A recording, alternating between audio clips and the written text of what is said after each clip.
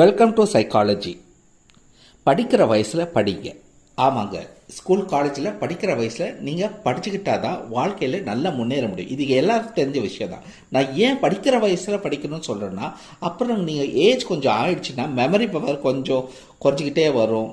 அதே மாதிரி உங்களோட இன்ட்ரெஸ்ட் குறைஞ்சிக்கிட்டே வரும். டைம் கிடைக்காது படிக்கிறதுக்கு. அது மாதிரி நிறைய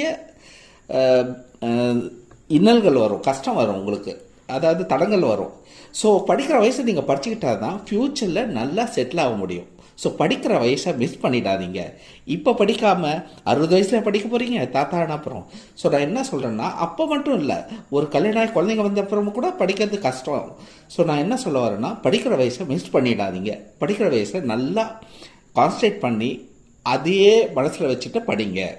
கண்டிப்பாக ஃப்யூச்சர் வந்து பிரைட்டாக இருக்கும். நீங்கள் வாழ்க்கையில் வெல்வீங்க. ஸோ படிக்கிற வயசை தயவு செஞ்சு மிஸ் பண்ணிடவே பண்ணிடாதீங்க. தேங்க்யூ.